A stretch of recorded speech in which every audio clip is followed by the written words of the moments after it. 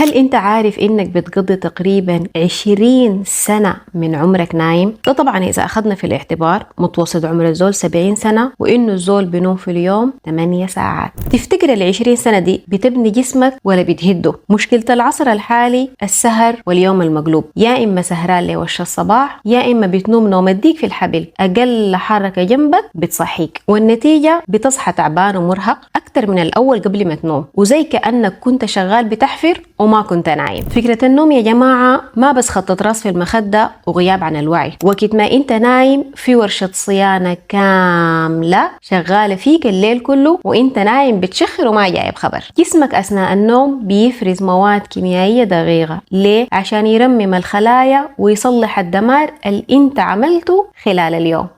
لما تقلب يومك وتلخبط نومك انت بتجوت الرصة والجسم بيبدأ يجوت معاك، ونتيجة للخبطة دي بيحصل حرقان طوالي، لخبطة بتاعت هرمونات، توتر ونرفزة، صداع دايم، وده كله ليه؟ لأنه الصيانة واقفة. طيب نشغل ورشة الصيانة دي تاني كيف؟ تعال أوريك كيف الحل حسب انت يا نوع من الأنواع دي. أول نوع، لو راسك مليان أفكار ومشاكل فرغ راسك قبل ما تنوم، ودي عندها طرق كتيرة. أسهل الطرق دي كتابة الأفكار قبل النوم. تاني نوع، لو نومك خفيف ومقطع لازم تعمل روتين استرخاء قبل النوم. ليه؟ عشان تنزل ترددات دماغك لترددات الهدوء. ثالث نوع والنوع الأخير، لو انت شغال دوامات ليلية حاول تخلق لك بيئة مظلمة تماما. ليه؟ عشان تخضع جسمك انه ده الليل. بالإضافة لكده لازم تتبع الروتينات الغذائية الصحية الخاصة لأصحاب الدوامات الليلية. زي ما قلت انت حرفيا بتقضي 20 سنة من عمرك نايم. جودة ال 20 سنة دي هي اللي بتحدد جودة صحتك وعمرك وانت صاحي. عشان كده ما تقصر عمرك بيدك واحترم ليلك عشان نهارك ينور.